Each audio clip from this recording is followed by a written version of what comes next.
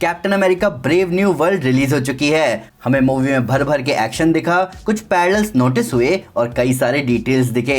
Ross का red Hulk था यहाँ, लीडर का आतंक भी था और सैम को सब सही करना था। अब मैं आपको पहले ही बता देता हूँ कि इस रिव्यू में हम कुछ इंपॉर्टेंट डिटेल्स की बात करेंगे, तो यहाँ स्पॉयलर्स हो सकते हैं। तो अगर आपको स्पॉयलर से दिक्कत नहीं है तो चलिए शुरू करते हैं। सबसे पहले स्टोरी की बात करते हैं। तो मूवी की स्टोरी बहुत सिंपल थी, जहां 2008 के द इनक्रेडिबल हल्क मूवी के event, falcon and the winter soldier series के इवेंट्स और एटर्नल्स मूवी में सेलेस्टियल तियामुत का एमर्ज होना बैकग्राउंड था इस मूवी के लिए। जहां नए नए प्रेसिडेंट बने रॉस सबको साथ लेकर आगे बढ़ने की बात कर रहे थे। वही हमें पता चला कि रॉस ने द इनक्रेडिबल हल्क मूवी के इवेंट के बाद सैमुअल स्टर्न को फंसाया है एबोमिनेशन को लेकर, जबकि सैमुअल स्टर्न की वहां कोई गलती नहीं थी। सैमुअल ने इस बात का बदला लिया रॉस से, उसे वो बनाकर जिससे वो सबसे ज्यादा नफरत करता है, एक हल्क। पर हमारा हीरो कैप्टन अमेरिका यहाँ कहाँ फिट हो रहा है? तो यहाँ सारे कांड के बीच में फंसता है सैम का दोस्त सुपर सोल्जर आइसिया ब्रैडली, जो कि ऑलरेडी 3 साल जेल में रह चुका है और उसे वापस जेल हो जाती है। और इसी के अराउंड स्टोरी रिवॉल्व करती है कि सैम को किसी तरह आइसिया के साथ जो हुआ है उसे ठीक करना है, जिसके साथ साथ सारे खुलासे होने शुरू होते हैं। जहां सैम को लीडर के इन्वॉल्वमेंट के बारे में पता चलता है और इन सब के बीच एडमेंटियम सामने आता है, जिस पर सभी देश पकड़ बनाने की कोशिश कर रहे हैं, जिसमें हमारे मोदी जी भी थे। यहाँ पैरेलल अच्छे खासे थे।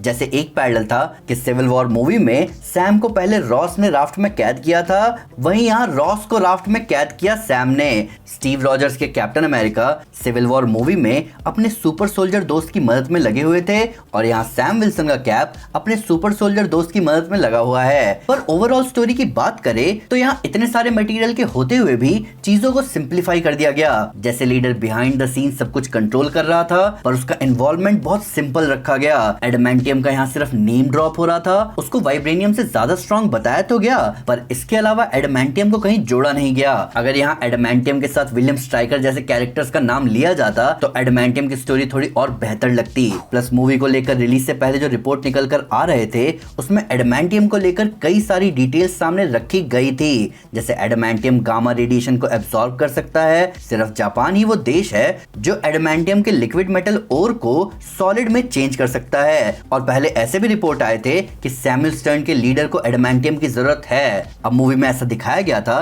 कि सैमुअल स्टर्न के अंदर गामा रेडिएशन बढ़ा हुआ है, तो वहां एडमेंटियम के गामा रेडिएशन को एब्सॉर्ब करने का पूरा सेंस बनता, पर ऐसा कुछ दिखाया नहीं गया। सैमुअल स्टर्न के वर्ल्ड डोमिनेशन के प्लान की रिपोर्ट भी सामने आई थी, पर वो सब भी नहीं दिखा मूवी में। हमें ये पता था कि सेथ रोलिंस के सीन काट दिए गए हैं मूवी से, पर उनके साथ साथ रोजा सलाजार भी मूवी से गायब थी। सरपेंट सोसाइटी से सिर्फ साइड वाइंडर और एक और इम्पोर्टेंट मेंबर था, लेकिन बाकी लोग कहाँ थे? कॉमिक्स में सरपेंट सोसाइटी एक खतरनाक ग्रुप है जिसके एक एक मेंबर से बढ़ना बहुत खतरनाक माना जाता है, पर यहाँ सब गायब थे, जिससे एक चीज बिल्कुल क्लियर होती है कि मूवी पर रीशूट्स का असर पड़ा है, जिसने ओवरऑल स्टोरी को टोन डाउन भी कर दिया। इसका एक और अजीब एग्जांपल ये है कि सैम और वॉकिन इको कैंप में घुसे थे रात को और जब वो बाहर निकले तो दोपहर हो रही थी। प्लस वहां एक दरवाजा बहुत जोर से बंद हुआ था, जिसके आसपास से गार्ड ऐसे निकलते हैं और उनको कोई आवाज ही नहीं आई। इन सब के ऊपर सैम विल्सन की कैप्टन अमेरिका स्टोरीज का बहुत बड़ा नैरेटिव रहता है कॉमिक्स में कि लोग उसे तुरंत एक्सेप्ट नहीं करते। ये चीज पूरी मूवी में कहीं नहीं दिखी। ये शुरुआती सैम विल्सन के कैप्टन अमेरिका स्टोरी का इंपॉर्टेंट एलिमेंट था। अब बात करते हैं एक्टर्स की।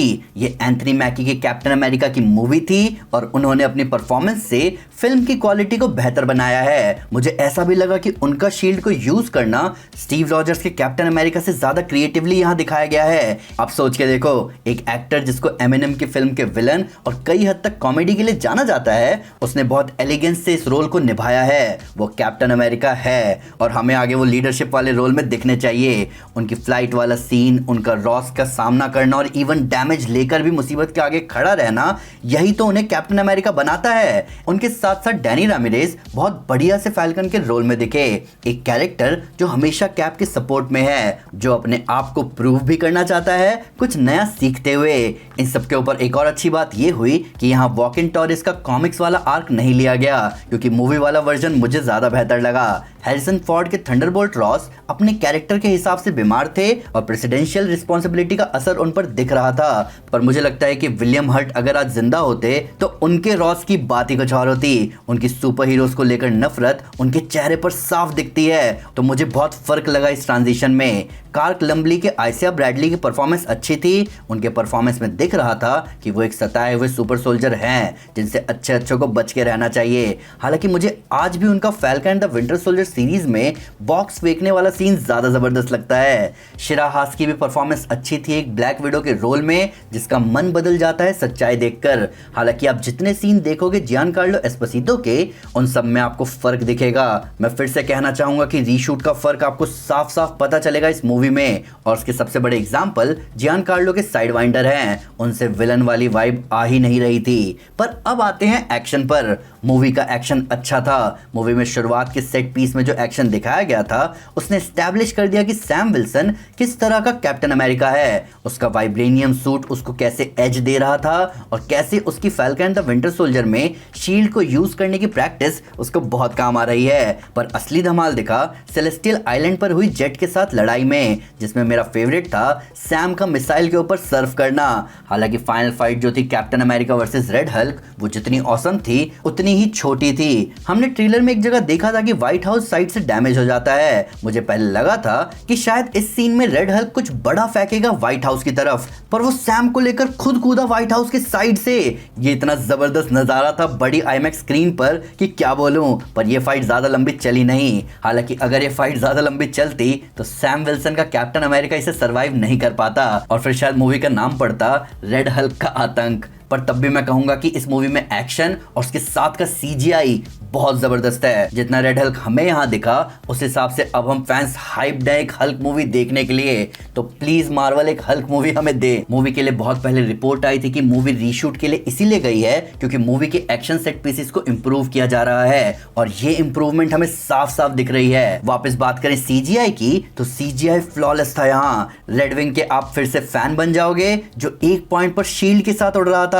विंग्स में वाइब्रेनियम का इफेक्ट ऑसम था और मुझे लिटरली व्हाइट हाउस और वॉशिंगटन मेमोरियल की अब चिंता हो गई है। मार्वल वाले पहले स्टैच्यू ऑफ लिबर्टी पर लड़ाई कर चुके हैं और अब उन्होंने वॉशिंगटन मेमोरियल को भी नहीं छोड़ा। अब बात करते हैं मूवी के लैंग्वेज और आईमैक्स एक्सपीरियंस की, क्योंकि आज इस मूवी के साथ छावा भी रिलीज हो रही है, इसीलिए थिएटर के ज्यादातर स्क्रीन छावा को दिए गए। इस वजह से जब मैंने पता किया कि मूवी इंग्लिश 2D में कहां अवेलेबल है तो मुझे पूरे दिन में सिर्फ एक शो दिखाया गया दिल्ली में, वो भी शाम का शो था। इसीलिए मैंने हिंदी शो बुक किया, पर हिंदी में मुझे वो मजा नहीं आया। कुछ डायलॉग्स में साफ साफ पता चल रहा था कि ये इंग्लिश में थोड़े अलग साउंड करेंगे। हालांकि 3D IMAX बहुत शानदार था। तो अगर आप मूवी को IMAX में देखने की प्लानिंग कर रहे हैं तो IMAX में देखें, आपको बहुत मजा आएगा। एक दो जगह तो मुझे लगा शील्ड मेरे मुंह पर लग जाएगी। मूवी सिर्फ 2 घंटे की है जो कि स्टोरी के हिसाब से परफेक्ट रन टाइम है। मूवी में कुछ कैमियो है और एक पोस्ट क्रेडिट सीन है, वो भी आखिरी में, जहां कुछ बड़ी बातें बोली गई हैं। पर ओवरऑल एक्सपीरियंस अच्छा था। मैं आपको रेकमेंड करूंगा कि आराम से शाम का शो बुक करें अपनी फेवरेट लैंग्वेज में। अगर आपको नॉर्मल 3D में मेरी तरह ब्राइटनेस का इशू होता है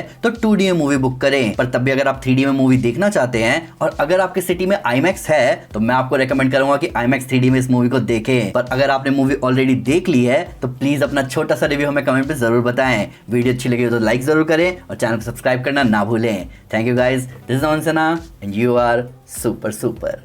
पीस।